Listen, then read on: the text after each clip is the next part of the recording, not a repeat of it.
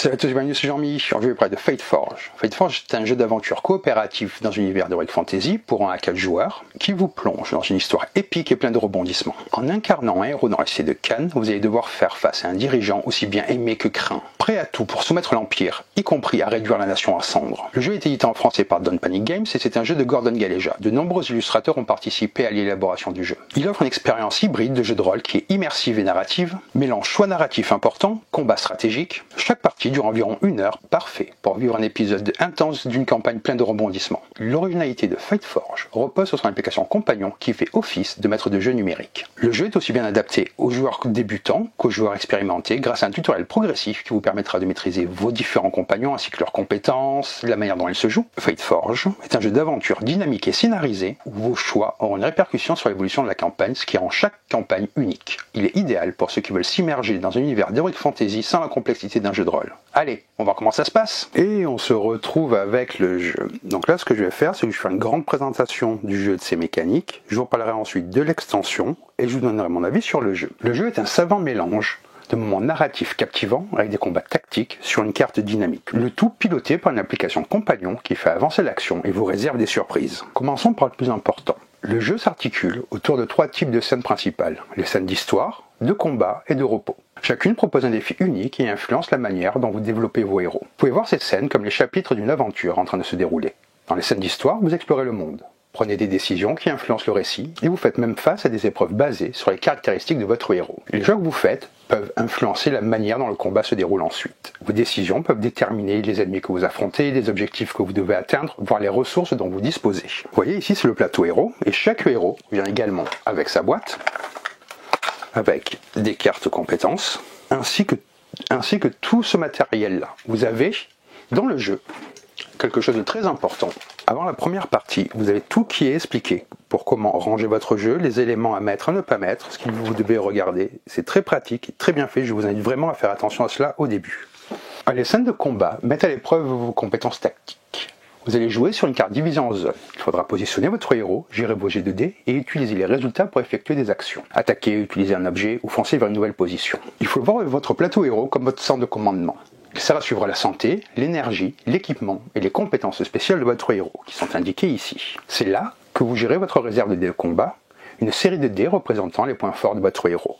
Les dés sont définis par votre personnage. Chaque héros a son propre ensemble de dés. Ils existent en rouge, jaune, bleu et vert. Rouge, c'est la force, ce sont des attaques puissantes. Jaune, la vitesse, déplacement rapide, manœuvre d'esquive. Bleu, les attaques à distance, tir à l'arc, magie lointaine. Vert, ce sont les dés d'intelligence, action complexe, manipulation du champ de bataille. Donc, chaque héros a des points forts différents selon les couleurs de dés. En plus des dés de base, chaque héros possède des compétences. Ce sont les cartes qui modifient les résultats des dés et les actions. Considérez-les comme coups spéciaux ou tactiques personnelles. Il en existe plusieurs types. Les compétences récurrentes, qui sont utilisables une fois par tour de combat. Compétences à usage unique, un effet puissant à un moment clé. Les compétences passives, toujours actives, elles offrent des bonus constants. Impossible de passer à côté de tout l'équipement que propose le jeu. Épée, bouclier, arc.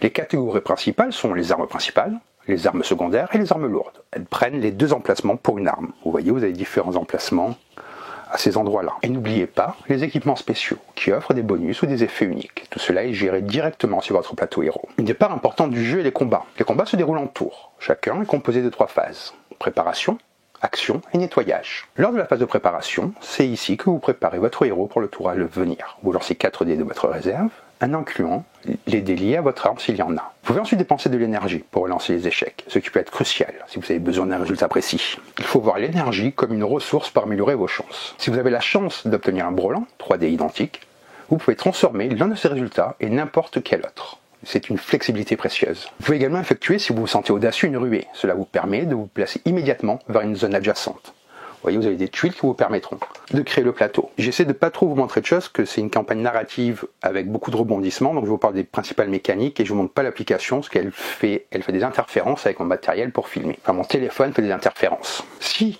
vous quittez une zone contenant des ennemis, vous subissez un point de dégâts. C'est risqué, mais c'est potentiellement décisif. En résumé, la phase de préparation sert à poser les bases pour réussir la suivante, qui est la phase d'action, le cœur du combat. C'est ici que tout s'accélère. Vous commencez par le tour de votre héros.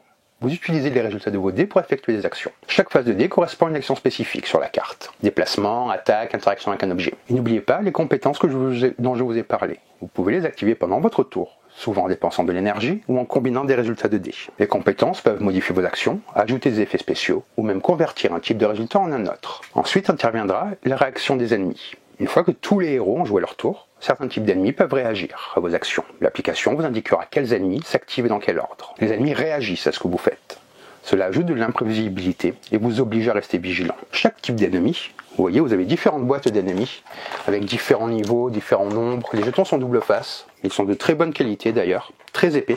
Comme ça, vous voyez, vous avez une idée de ces très beaux jetons. Chaque type d'ennemi possède donc des capacités uniques qui peuvent vraiment changer le cours du combat. Ils peuvent vous empêcher de quitter une zone, être plus difficile à toucher avec le terme de furtif. D'autres effets peuvent l'influencer, comme le mouvement, la portée des attaques ou déclencher des effets spéciaux. Il faut donc bien observer et anticiper ce que chaque ennemi peut faire. Après les réactions, c'est le tour complet des ennemis. Tous les ennemis restants, y compris ceux qui ont déjà réagi, vont jouer. Ils suivent un ordre strict, basé sur leur type et leur initiative. Chaque ennemi peut se déplacer, attaquer, utiliser des capacités spéciales. Un vrai aller-retour tactique où chaque mouvement compte. Ensuite, on passe à la phase de nettoyage pour préparer le prochain tour. Vous allez retirer les jetons dégâts sur les ennemis qui n'ont pas été vaincus.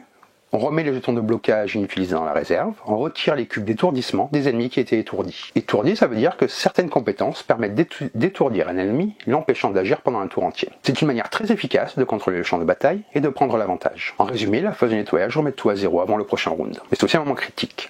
Si un héros a perdu tous ses PV, il est hors combat pour le reste de la scène. Et si tous les héros sont vaincus, c'est un échec du combat. C'est donc à éviter à tout prix. Ensuite, un nouveau tour commence. On revient à la phase de préparation, et on répète ceci. Préparation, action, nettoyage, jusqu'à ce que vous ayez accompli les objectifs de la scène de combat ou que tous les héros soient mis KO. Les objectifs, ce n'est pas toujours éliminer les ennemis. L'application compagnon vous indique des objectifs spécifiques pour chaque combat. Ça peut être, bien entendu, vaincre tous les ennemis, récupérer certains jetons objectifs sur la carte, s'échapper par une sortie désignée. C'est donc plus stratégique que juste taper tout ce qui bouge. Vous devez réfléchir à la meilleure façon d'atteindre les objectifs. Dans le dernier tour d'un combat, tous les héros doivent atteindre la sortie, même s'ils ont déjà rempli les objectifs. Vous allez subir une zone de dégâts par zone traversée contenant encore des ennemis, y compris celle où vous commencez. Même en gagnant, il faut planifier sa fuite. C'est une question de survie. Comment gère-t-on la santé ? Contrairement à l'énergie, que vous récupérez entièrement lors des scènes de repos, la santé, elle, ne se régénère pas automatiquement entre les combats. Après chaque combat, vous récupérez seulement un point de santé et d'énergie. Une mauvaise gestion, et votre héros commencera la prochaine scène en difficulté. Vous devez protéger votre santé, gérer vos ressources, et faire de bons choix tactiques. Tout cela est aussi important que bien attaquer. Je vais vous parler maintenant de ce qui est le sec de groupe, les gemmes et la nourriture. Vous collectez, pendant les scènes de combat, des gemmes et de la nourriture. Vous considérez ça comme une réserve commune de ressources pour tout le groupe. Les gemmes peuvent être utilisées pendant les scènes de repos pour acheter de nouvelles compétences, de l'équipement ou même plus de nourriture. C'est comme un petit marché où vous améliorez votre héros et vous préparez aux défis à venir. La nourriture agit comme une potion de soin portable. Vous pouvez l'utiliser en dehors des combats pour récupérer un peu de santé et d'énergie. C'est comme une petite pause goûtée pour votre héros pour l'aider à rester en forme. Et les gemmes, que vous voyez ici, ont différentes valeurs. Les jaunes valent 1 en or, les rouges 3 et les bleus 5. Que se passe-t-il lorsqu'un héros est mis KO et au niveau de la réanimation ? Les héros mis KO ne signifient pas forcément la fin. Vos compagnons peuvent réanimer un camarade en se déplaçant dans la même zone, en dépensant de l'énergie et en prenant un peu de dégâts eux-mêmes. C'est une action risquée, mais parfois nécessaire pour maintenir l'équipe en forme. Le travail d'équipe reste donc crucial, même quand un héros tombe. Mais même si vous échouez complètement une scène de combat, le jeu ne s'arrête pas là. L'histoire continue, mais vous pouvez faire face à des conséquences différentes ou un chemin plus difficile. La défaite offre aussi des leçons et des opportunités d'adapter votre stratégie par la suite. C'est tout l'esprit de l'aventure. Vous trouverez également des cartes de corruption. Parfois, face à un combat très difficile, vous aurez besoin d'un tour supplémentaire pour inverser la situation. Fightforge vous permet de jouer un tour de combat supplémentaire, mais cela a un prix. Chaque héros encore en lice tirera une carte de corruption qu'il y a dans cette boîte. Il y a énormément de cartes. Je vais un peu vous montrer.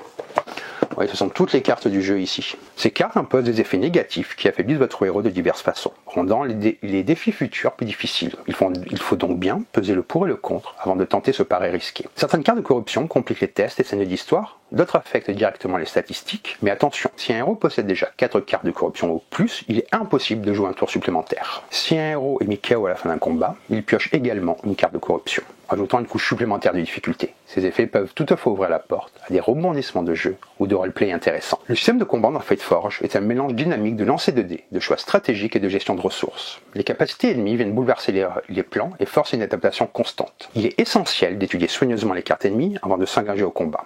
Avec cette compréhension, vous serez prêt à lancer les dés, activer des compétences et relever des rencontres épiques. Il y a également quelque chose qui fait le sel du jeu, dont je vais vous parler maintenant, la narration et les choix. Je vais vous parler de ces scènes d'histoire captivantes et ces scènes de repos stratégiquement vitales. L'aventure ne fait en effet que commencer. Que sont donc les scènes d'histoire? Ce sont un peu comme des chapitres interactifs dans une grande aventure. Imaginez que vous choisissez votre propre chemin à travers le monde de Keen. L'application vous présente des scénarios, souvent lus à voix haute. Puis vous devez prendre des décisions qui affectent votre réputation auprès des différentes factions et personnages. Ce n'est pas juste une lecture passive. Vos choix ont réellement des conséquences. Certaines décisions peuvent mener à des alliances qui ouvrent de nouvelles opportunités et voies à suivre. D'autres peuvent provoquer des rivalités, voire des conflits, vous confrontant à des défis que vous n'auriez pas rencontrés autrement. Ce n'est pas juste une lecture passive, vos choix ont réellement des conséquences. Votre réputation est suivie par l'application et influence directement l'évolution du jeu. Votre réputation auprès des différents groupes, comme les diverses guildes, influe la manière dont ces groupes interagissent avec vous, les quêtes qu'ils vous proposent et les défis auxquels vous êtes confrontés.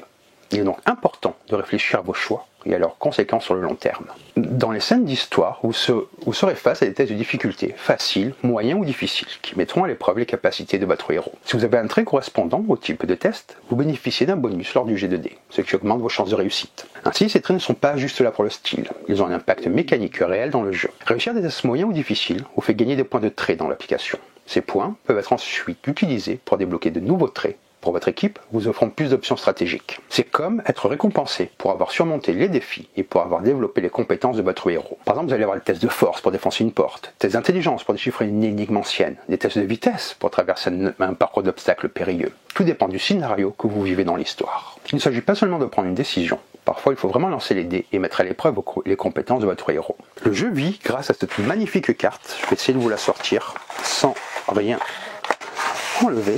Cela représente la ville ainsi que ses environs. L'application Compagnon vous donne des indices et des directions pour vous guider vers vos objectifs en mettant en évidence des points d'intérêt sur la carte. Ce mélange entre la carte physique et l'application numérique offre une expérience immersive assez unique. En explorant la ville, vous faites des choix, vous affrontez des tests, mais aussi d'autres éléments importants qui interviennent pendant les scènes d'histoire. Au fil de l'aventure, vous collecterez des cartes d'histoire. Ces cartes servent à garder une trace tangible de vos choix et des défis relevés. Vous pouvez même les organiser dans l'ordre chronologique pour créer un deck d'histoire, une chronique unique des exploits de votre équipe. C'est comme tenir un journal personnel de votre partie, un souvenir à chérir. Les scènes de repos, quant à elles, surviennent généralement après une scène d'histoire ou une série de combats.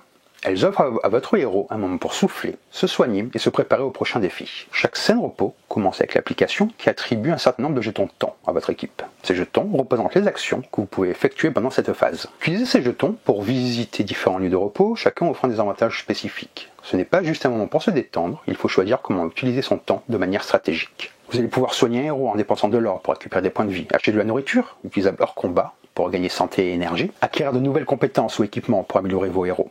Partir en quête secondaire, des missions optionnelles qui apportent des récompenses uniques. Les quêtes secondaires peuvent déboucher sur des objets puissants, des ressources précieuses ou des rencontres qui enrichissent l'histoire. Chaque action coûte un certain nombre de jetons de temps, donc il faut planifier ses choix pour tirer le meilleur parti de cette phase. Si vous ne dépensez pas tous vos jetons, ils sont perdus à la fin de la scène.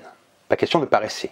Chaque décision compte pour optimiser votre préparation. Entre gestion de ressources, amélioration des héros, choix narratifs et exploration, les phases de repos sont aussi stratégiques que passionnantes. Fightforge propose un système très pratique pour gérer la campagne et tous les composants du jeu. Cela vous permet de sauvegarder votre progression et de reprendre la partie facilement là où vous l'avez arrêté. Vous allez ranger vos héros, leurs compétences achetées, objets actuels, cartes de corruption et tout le temps disponible dans un sac Ziploc dédié à votre héros. Ainsi, chaque héros a son propre sac bien organisé. Les jetons épuisés ou compétences en acheté retournent dans la boîte du héros. Les composantes partagées, comme les gemmes, le deck d'histoire, vont dans la boîte commune du groupe. Pas besoin de sauvegarder manuellement la progression dans l'application Compagnon. Elle se sauvegarde automatiquement lorsque vous la fermez. Vous pouvez donc reprendre la campagne instantanément en sélectionnant la partie sauvegardée. Vous pouvez également changer le nombre de joueurs ou remplacer un héros à tout moment. Vous pouvez recommencer un acte en dehors d'une scène de combat pour ajuster le nombre de héros ou les échanger. Vous ne perdez pas tout car vous gardez toutes les cartes traits, vous récupérez la santé et votre énergie et vous retournez les cartes corruption. Vous pouvez aussi décider de remplacer un héros sans redémarrer l'acte en entier. Le nouveau héros hérite des cartes corruption et traits du héros remplacé. Il reçoit un montant de départ en or basé sur la valeur des compétences du héros précédent.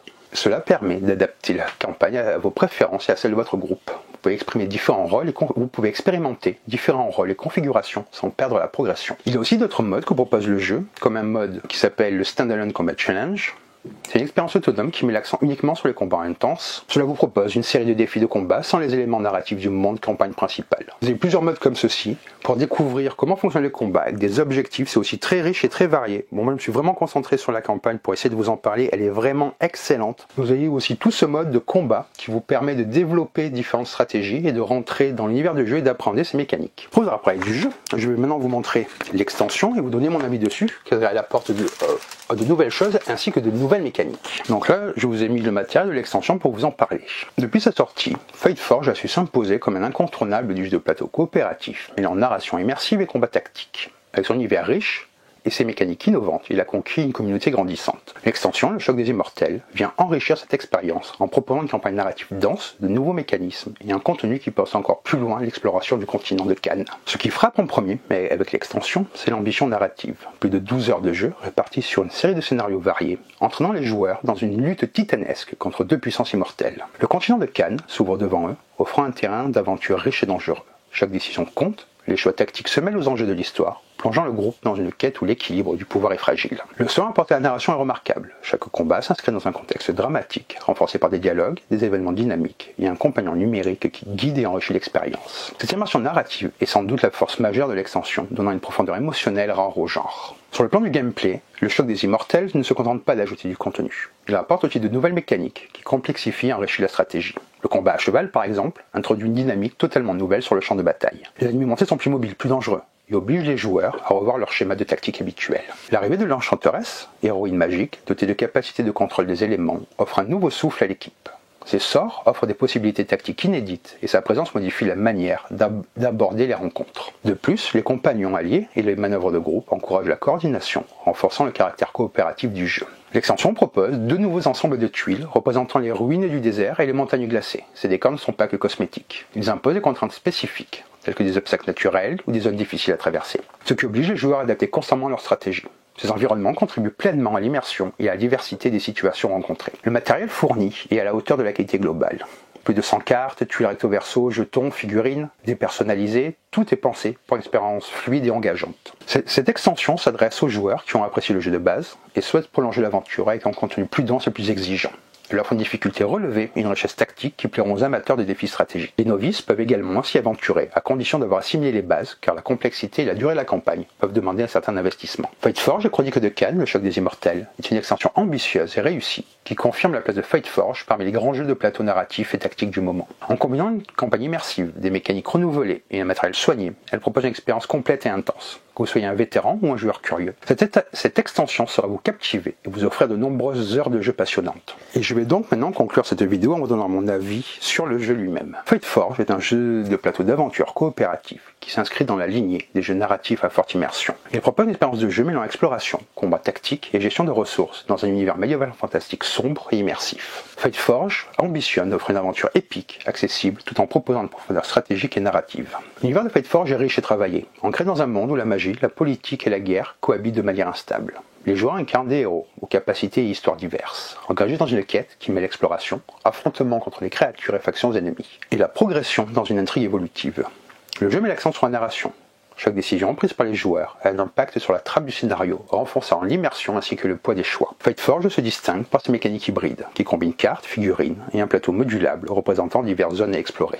Les joueurs dévoilent progressivement la carte du monde, découvrant des lieux qui rapportent des défis et des ressources. Le système de combat qui repose sur un jet de dés, la gestion des compétences et la coopération entre joueurs. Chaque personnage a des compétences uniques et des équipements variés qui influent sur la stratégie possible. À mesure que les héros avancent, ils gagnent en puissance via un système d'expérience, d'objets et d'amélioration. Le jeu propose aussi une personnalisation poussée, permettant d'adapter son héros à son style de jeu. La gestion des ressources est aussi importante, car les joueurs doivent gérer non seulement la santé et la magie de leur personnage, mais aussi les objets, les capacités spéciales, points d'action nécessaires pour accomplir leurs objectifs également. La dynamique coopérative est très forte, incitant une communication constante à la planification collective. L'éditeur a mis un soin particulier dans la qualité du matériel. Les illustrations sont détaillées, renforçant l'atmosphère sombre et épique. Les figurines sont fines et bien sculptées.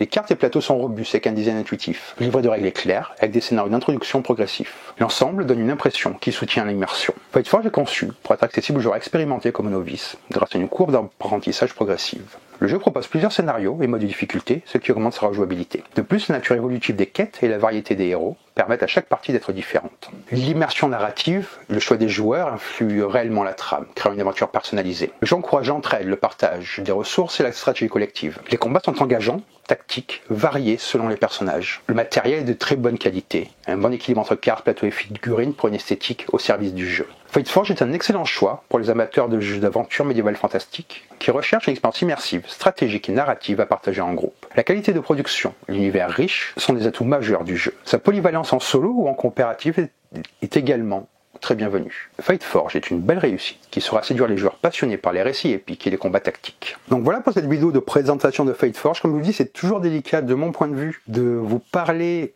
en détail d'un jeu qui est très narratif où beaucoup de choses sont révélées au fur et à mesure que vous jouez. Mais là, vous avez au moins une idée du matériel, du jeu, mécanique de fonctionnement. Je vous invite vraiment à vous y plonger. C'est vraiment un jeu d'extrêmement bonne qualité. L'application est très bien intégrée, elle fait vraiment partie intégrante du jeu. Elle est pas superflu comme ça peut être le cas avec certains jeux. Donc vraiment, il ne faut pas que ça soit un frein pour vous pour cette histoire qui est assez mémorable. Si vous aimez les univers d'Heroic Fantasy, les grandes histoires, vous ne pouvez qu'être séduit. Donc j'espère que cette vidéo vous a plu, que ça vous a plus appris sur le jeu. Si c'est le cas, n'hésitez pas à laisser un commentaire, à vous abonner à la chaîne si ce n'est pas déjà fait, à partager la vidéo, à la liker, à me dire en commentaire ce que vous aimez comme genre de jeu, si vous y avez déjà joué, ce que vous en avez pensé. Et sur ce, je vous dis bonne partie et bon jeu!